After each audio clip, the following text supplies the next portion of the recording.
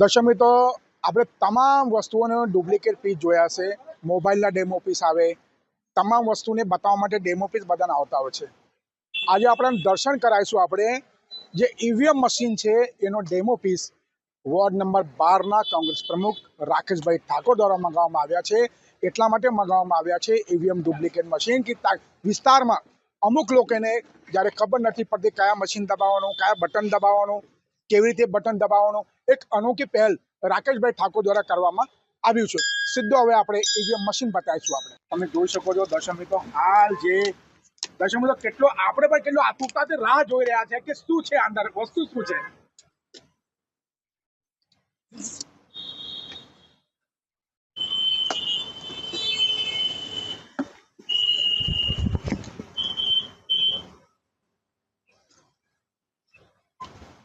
ઓહો, મારા કેમેરામેન કહે છે કે ઝૂમ કરીને બતાવે આ તમામ જે vote for A better India.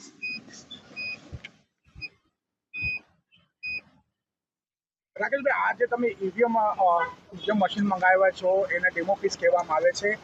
આ મંગાવવાની પાછળનું કારણ શું અને એનાથી લોકોને તમે શું બતાવો? પહેલા તો મેં એ કહેવા માંગુ છું કે આ ઈવીએમ મશીનથી અમારા વિસ્તારમાં અમુક લોકોને એવું છે કે એમને વોટ કેવી રીતે કરવો એ ખબર નથી પડતી, એટલે મારે એમને સમજાવવા પડે છે.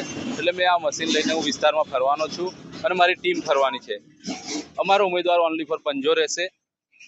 એટલે અમે લોકોને સમજાવીશું કે તમે આ રીતે દબાવવાનું, 4 બટન દબાવવાના છે, પછી ઓકે કરવાનું. 2 મહિલા છે, 2 પુરુષ છે, એ રીતે વોટ કરવાનો છે અને આ રીતે વોટ કરીને અમને વિજય બનાવજો એવી અમે લોકોને સમજણ આપીશું.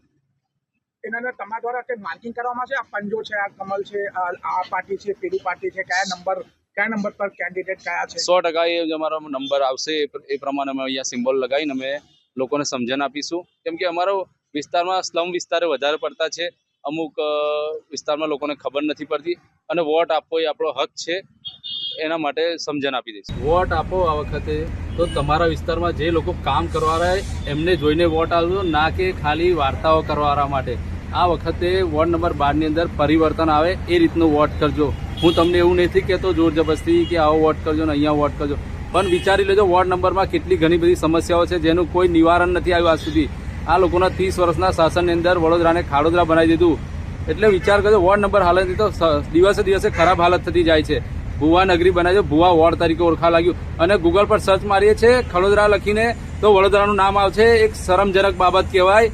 એટલે આ વખતે વોટ વિચારીને આવજો તો આપણે સયાજી રાવનું વડોદરા, સુંદર વડોદરા પાછું લાવી શકીએ.